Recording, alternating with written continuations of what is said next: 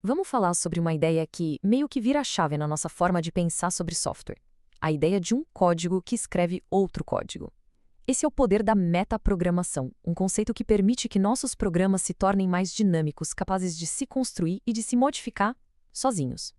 Quem desenvolve software conhece bem essa dor, né? Escrever aquele código repetitivo, o famoso boilerplate, que parece que não tem fim. Validações, configurações, acesso a dados.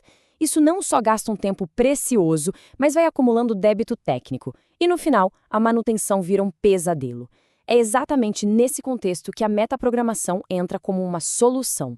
A solução, na verdade, é uma mudança de perspectiva. A metaprogramação permite que a gente trate o nosso próprio código como se ele fosse um dado. Então, em vez de escrever dezenas de funções muito parecidas, a gente escreve uma única função que gera todas as outras para nós. O resultado? Programas mais dinâmicos, flexíveis e, o melhor de tudo, muito mais enxutos. Ok, então vamos mergulhar nisso.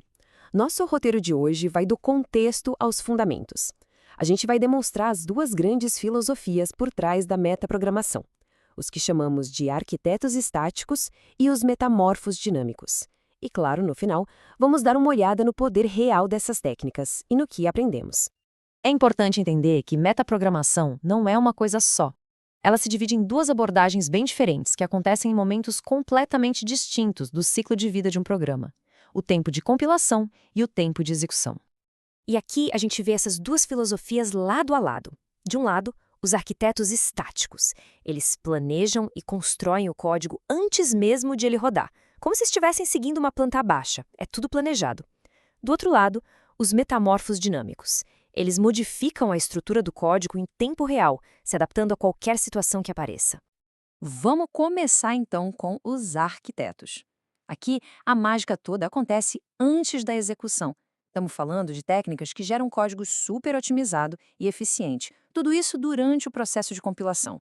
Essa citação do Wittgenstein resume perfeitamente a filosofia da metaprogramação estática. Clareza acima de tudo.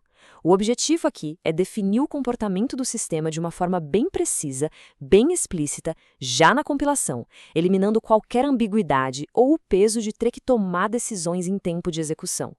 O exemplo clássico disso são as macros em Lisp. A grande sacada do Lisp é que a sintaxe da linguagem é a mesma estrutura de dados que ela usa, listas. Isso quer dizer que podemos escrever funções, as macros, que manipulam o próprio código como se estivessem mexendo numa simples lista de dados. Olha só como um processo funciona na prática. Uma chamada de macro, bem simples como essa setQ2, é expandida pelo compilador para um código mais complexo. Basicamente, a gente está dizendo para o programa gerar o código que atribui o valor 3 a duas variáveis diferentes.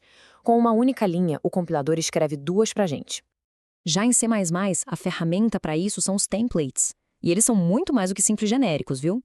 Eles formam uma linguagem de programação completa que é executada pelo compilador.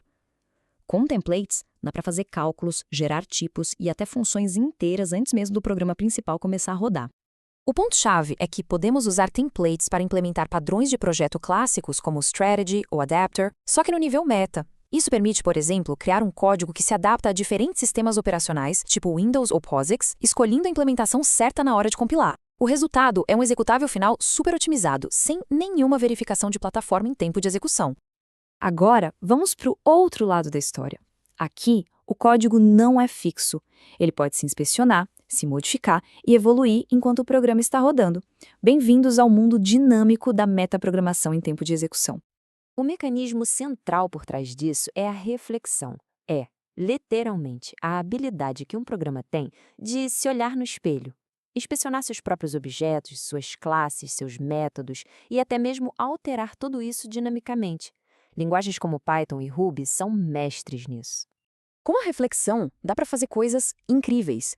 A gente pode perguntar a um objeto quais métodos ele tem, pode adicionar um método novo a uma instância específica sem afetar as outras, ou até interceptar chamadas a métodos que nem existem e criar uma resposta para eles na hora.